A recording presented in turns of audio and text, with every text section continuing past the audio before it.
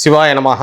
எப்போதும் திரைமையினை தீண்டும் ஆதி சைவர்கள் குலத்தில் சுந்தரமூர்த்தி சுவாமிகளின் வழி தோன்றல் திருவான்மையூர் அடியாருக்கு அடியேன் சந்தோஷ் திருமேனி சிவாச்சாரியால் நெக்ஸ்ட் ஜென் நேர்கள் அனைவருக்கும் அன்பான வணக்கம். வரக்கூடிய இந்த தை மாதம் 2026 பார்த்தீங்க அப்படின்னா ரொம்ப அற்புதமான மாதமாக அமைதுங்க. பொதுவாகவே இந்த தை மாதம் பார்த்தீங்கன்னா முருகப்பெருமானுக்கு ரொம்ப உகந்தமான மாதம். தை மாதம் பூச நட்சத்திரத்தை அம்பாள்கிட்ட தவம் இருந்து முருகப்பெருமான் சக்தியினுடைய சுரூபமாக இருக்கக்கூடிய ஆயுதத்தை பெற்ற அந்த வேல் வாங்கக்கூடிய அற்புதமான நிகழ்வு நடந்தது இந்த தை மாதம் பூச நட்சத்திரத்தில்.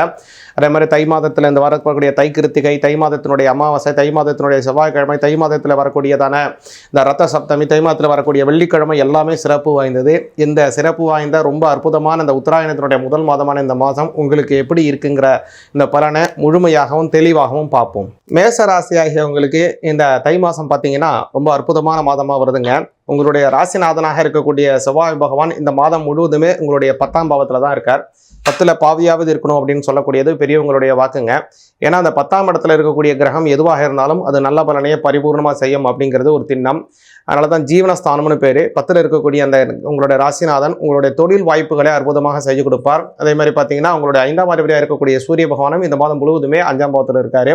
12ஆம் அதிபதி 3ஆம் இடத்துல வக்ரகதியிலே முழுமையாக போயிட்டு இருக்கார் குரு பகவான். அதனால புதிய மாற்றங்கள் ரொம்ப நாளாக ஏதாவது தொழில் மாறணும்னு நினச்சிட்டிங்கன்னா தொழில் மாறுறது, வேலையில் ஒரு முன்னேற்றம் அடையாமல் இருக்குன்னா அந்த முன்னேற்றம் அடைவது, அதே மாதிரி பார்த்தீங்கன்னா வம்ச அபிவிருத்திகள் ஏற்படக்கூடியது போல நல்ல பலன்கள் உங்களுக்கு மேசராசிக்காரங்களுக்கு ஏற்படுது. கூடுதலாக கவனிச்சிங்கன்னா 10ஆம் இடத்துல கவனிச்சிங்கன்னா முதல்ல சுக்கிர பகவான் வராரு. அதே மாதிரி புத பகவானும் இந்த உங்களுடைய கும்பராசிக்கு வராரு. அதனால ரொம்ப அற்புதம் அப்படின்னு சொல்லலாம்.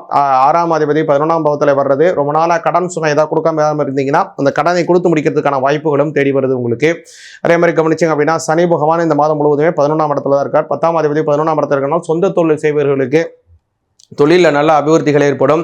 ரொம்ப நாளாக பணம் காசுகள் முதலீடு செஞ்சுக்கிட்டே இருக்கீங்க, இதுலேருந்து பிரதிபகாரமாக பிரதிபலன் வராமலே போயிட்டு இருக்கு, இன்னும் எவ்வளோ நாள் தான் இந்த முதலீடு செஞ்சுட்டு இருக்கணும்னு யோசிச்சுட்டீங்கன்னா கவலையப்படாதீங்க. இந்த முதலீடு எந்த அளவுக்கு நீங்கள் பல செய்திருந்தாலும் சரி, வரக்கூடிய காலத்தில் செய்து கொண்டிருந்தாலும் சரி, அந்த அளவுக்கு உங்களுக்கு பிரதிபகாரம் அதிகமான லாபங்கள் தரக்கூடிய மாதமாக இந்த தை மாதம் வருது. அதேமாதிரி கூடுதலாக ஒரு விஷயம் என்ன அப்படின்னு கவனிச்சிங்கன்னா 10ஆம் இடத்துல சூரிய பகவானுடன் இவர் இருக்கிறதுனால, அதாவது புத பகவானும் சுக்கிர பகவான் செவ்வாய் போன்ற முக்கிய கிரகங்கள்லாம் சேர்க்கை இருக்கிறதுனால கவனிச்சிங்க அப்படின்னா இந்த மாதத்தில் அரசாங்க வேலை செய்பவங்க, தொழில் தனித்துவம் செய்யக்கூடியவங்க, அதாவது சொந்த தொழில் செய்யக்கூடியவங்க, அதே மாதிரி கவனிச்சிங்க அப்படின்னா மாத சம்பளத்தில் தனியார் நிறுவனத்தில் ஏதோ ஒரு நிறுவனத்தில் மாத சம்பளமாக வேலை செய்யக்கூடியவங்க அல்லது தினப்படியாக சம்பாதிக்கக்கூடியவங்க, இந்த மாதிரி இருக்கக்கூடிய யாராக இருந்தாலும் உங்களுடைய வருமானம்ங்கிறது மேசராசிக்காரங்களுக்கு உயரக்கூடிய வாய்ப்பு அதிகமாக இருக்குது.